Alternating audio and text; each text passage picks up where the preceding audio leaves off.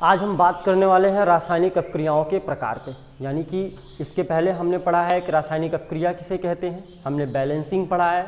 इसके बाद हमने ये भी पढ़ा है कि हम किसी रासायनिक अपक्रिया को किस प्रकार से लिखते हैं। और आज जो आप पढ़ने वाले हैं वो पढ़ने वाले हैं रासायनिक अपक्रियाओं के प्रकार, यानी कि रासायनिक अपक्रिया कितने प्रकार के होते हैं। तो फटाफट हम देखेंगे कैसे होता है और बड़े ही सरल और बहुत ही सजग तरीके से, ताकि आसानी से हमें चीज़ें जो है समझ में आ।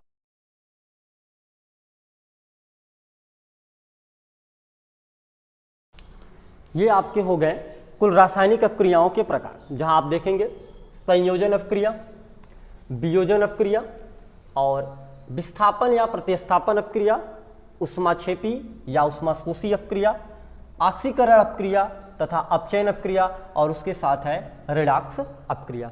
अब यहाँ पे देखने वाली और समझने वाली बात क्या है, वो ये है कि ये जो वियोजन अपक्रिया आपकी है ये 3 प्रकार से है। यानी कि इसमें आप प्रकाश अपघटन को पढ़ेंगे, आप विद्युत अपघटन को पढ़ेंगे और आप पढ़ेंगे ऊष्मीय अपघटन को। उसके साथ साथ विस्थापन या प्रतिस्थापन जो अपक्रिया है इसको आप भी 2 भागों में पढ़ेंगे। एक पढ़ेंगे एकल विस्थापन और एक पढ़ेंगे उभय अपघटन, या इसी को हम द्विविस्थापन भी कहते हैं। तो ये है आपके रासायनिक अपक्रियाओं के प्रकार, और बहुत ही आसानी के तरीके से आप इसको समझेंगे, बिल्कुल भी दिक्कत नहीं होगी।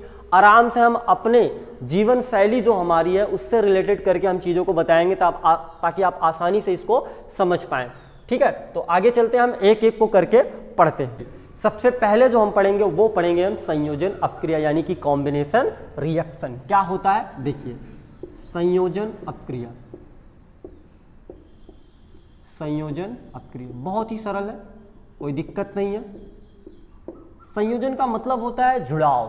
क्या होता है? जुड़ाव, यानी किसी चीज को ला करके आप जोड़ दीजिए, यानी कि 2 चीजें हो आपके पास, आप उनको जोड़ करके कोई एक नई चीज बना दीजिए, ये संबंधित है संयोजन से। तो इसकी परिभाषा बड़ा सरल बनता है कि जब 2 या 2 से अधिक पदार्थ, जब 2 या 2 से अधिक पदार्थ आपस में संयोग करके एक एकल उत्पाद का निर्माण करते हैं, यानी कि एक नए पदार्थ का निर्माण करते हैं, उसी को कहा जाता है मेरा बच्चा संयोजन अपक्रिया। बहुत ही सरल है, बिल्कुल भी घबराने की आवश्यकता नहीं है। हम इसको मेंशन कर दे रहे हैं, लिख दे रहे हैं, आप उसको देख लीजिए।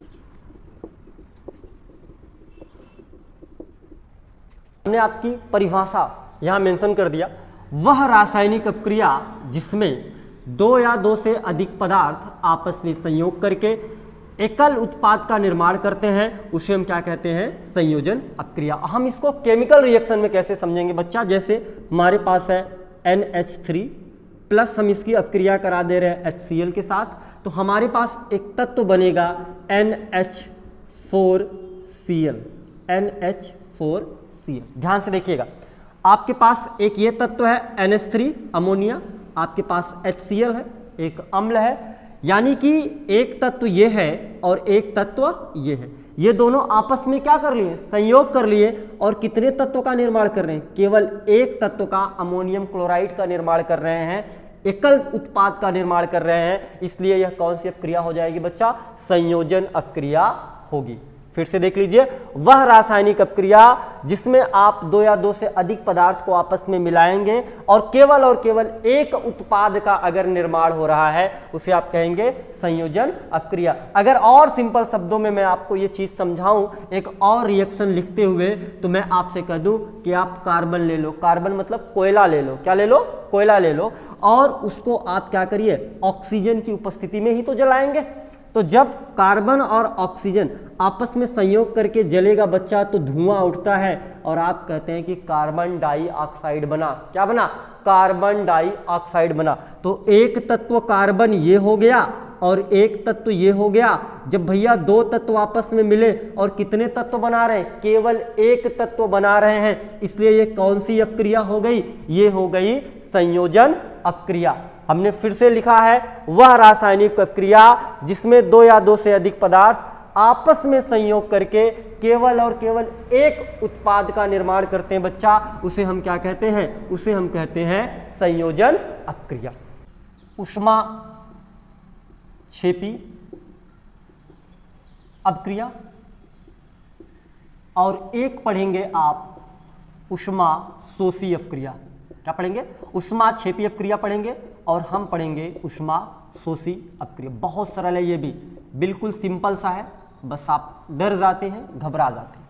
देखिए ऊष्माक्षेपी, ऊष्माक्षेपी का मतलब ये होता है कि किसी चीज का बाहर निकलना, किसी चीज का बाहर निकलना। तो ऊष्माक्षेपी, अगर छेपी के साथ ऊष्मा जुड़ा हुआ है तो इसका मतलब ऊष्मा बाहर निकलेगी। तो सिंपल सी बात है कि इस अपक्रिया में ऊष्मा बाहर निकलेगी। और अगर हम ऊष्मा शोषी की बात करें तो हमारे देहात में सोखना, या वैसे भी आपको सोखने का मतलब किसी चीज को क्या कहते हैं, सोख लेना, यानी एब्जॉर्ब कर लेना। तो इसमें क्या पढ़ेंगे, ऊष्मा शोषी अपक्रिया की परिभाषा ये बन जाएगी बच्चा कि ऐसी अपक्रिया जिसमें ऊष्मा क्या होती है, अवशोषित कर ली जाती है। और इसमें क्या होगी, ऐसी रासायनिक अपक्रिया जिसमें ऊष्मा बाहर निकलती है, उसे हम क्या कहते हैं, ऊष्माक्षेपी अपक्रिया। हम दोनों की परिभाषाएं लिख दे रहे हैं, फटाफट आप देख लीजिए।